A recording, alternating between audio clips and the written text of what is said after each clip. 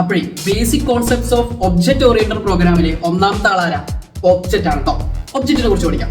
എന്താണ് ഒരു ഒബ്ജക്റ്റ്? ഞാൻ പറയട്ടെ, ഫ്രൂട്ടിന് എടുക്കുക. ഫ്രൂട്ട് എന്ന് പറഞ്ഞിട്ടുള്ളത് ഒരു ക്ലാസ് ആണെന്ന് വിചാരിക്കും. ക്ലാസ് എന്താ നമ്മൾ അടുത്ത് പറയുന്നത് കേട്ടോ. ഫ്രൂട്ട് എന്ന് പറയുന്നത് ഒരു ക്ലാസ് ആണെന്ന് വിചാരിക്കും. ഈ ഫ്രൂട്ടില് അല്ലെങ്കിൽ ഫ്രൂട്ട്സിൽ നമുക്ക് ഒരു ആപ്പിളും ഓറഞ്ചും എടുക്കാം. എന്താണ്? ഒരു ആപ്പിൾ, ഒരു ഓറഞ്ച്. ഇപ്പൊ ഫ്രൂട്ട്സിൽ പെടുന്ന ആൾക്കാരനെയാണല്ലോ ഈ ആപ്പിൾ ഓറഞ്ചും.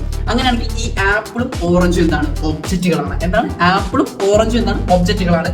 ഫ്രൂട്ട് എന്ന് പറഞ്ഞിട്ടുള്ള ക്ലാസിന്റെ ഒബ്ജക്റ്റുകളാണ് ആപ്പിളും ഓറഞ്ചും. അപ്പോൾ ഫ്രൂട്ട്സ് എന്ന് പറയുന്ന ആ ഒരു ക്ലാസിന്റെ എല്ലാ പ്രോപ്പർട്ടീസും ഈ പറഞ്ഞ ആപ്പിളും ഓറഞ്ചിനും ഉണ്ടാവില്ലേ? ഉണ്ടാവില്ലേ?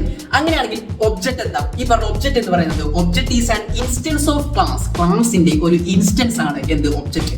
It consist of all the features of class. It consist of all the features of class. ആ ക്ലാസിന്റെ എല്ലാ ഫീച്ചേഴ്സും ഈ പറഞ്ഞ ഒബ്ജക്റ്റ് ഉണ്ടായിരിക്കും. മറ്റൊരു എക്സാമ്പിൾ പറയട്ടെ, കാർ. ഓക്കെ, കാറിൽ തന്നെ എന്തുണ്ട്? BMW ഉണ്ട്, ബെൻസും ഉണ്ട്. ഈ BMW ബെൻസും എന്താണ്? ഒബ്ജക്റ്റുകളാണ്. കാറിന്റെ രണ്ട് ഒബ്ജക്റ്റുകളാണ്.